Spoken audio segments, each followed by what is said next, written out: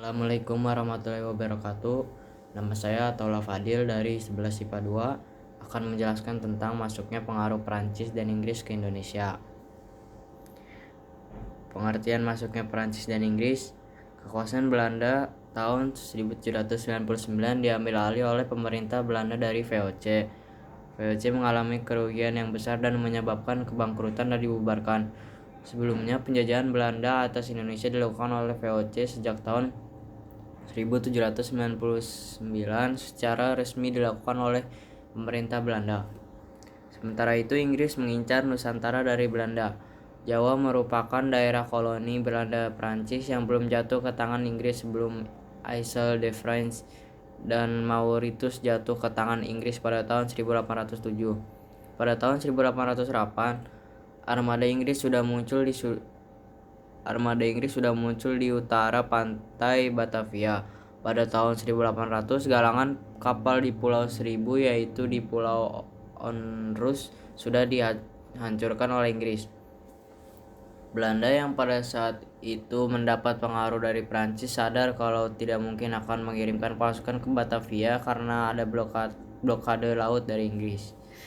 Pengertian masuknya Prancis dan Inggris.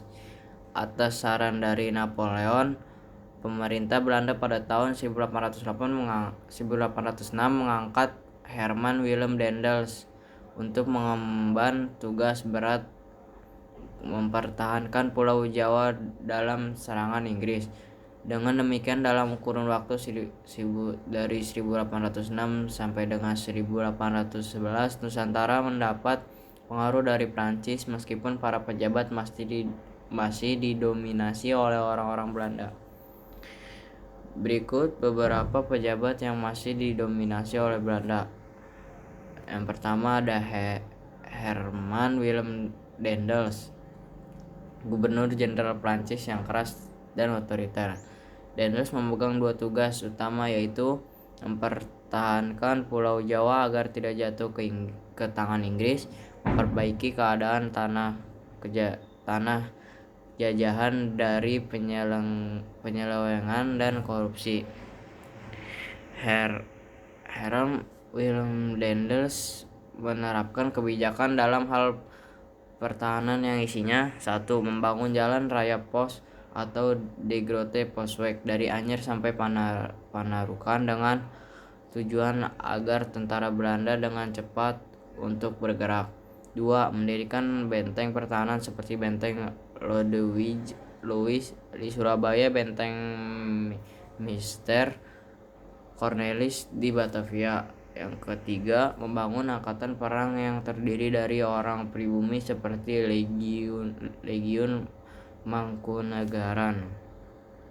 Selain menerapkan kebijakan dalam hal pertahanan, Daendels juga menerapkan sejumlah kebijakan seperti membagi Pulau Jawa menjadi 9 prefektur atau daerah setara karasidenan, mengangkat para bupati di seluruh Jawa menjadi pegawai pemerintah, menaikkan gaji pegawai pemerintahan, mendirikan badan pengadilan dan disesuaikan adat dan istiadat yang berlaku. Kekuasaan Daendels berakhir dengan memiliki dua versi.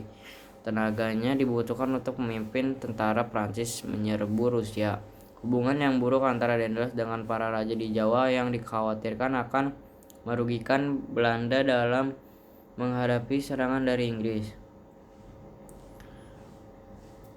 Yang kedua ada Thomas Stamford Raffles, Letnan Gubernur Inggris. Setelah berhasil menguasai Jawa, Inggris menunjuk Thomas Stamford Raffles sebagai Letnan Gubernur dan diwakili Kongsi Dagang yang bernama EIC, East Indian Company, yang berpusat di Kalkuta, India. Sekian dari saya. Wassalamualaikum warahmatullahi wabarakatuh.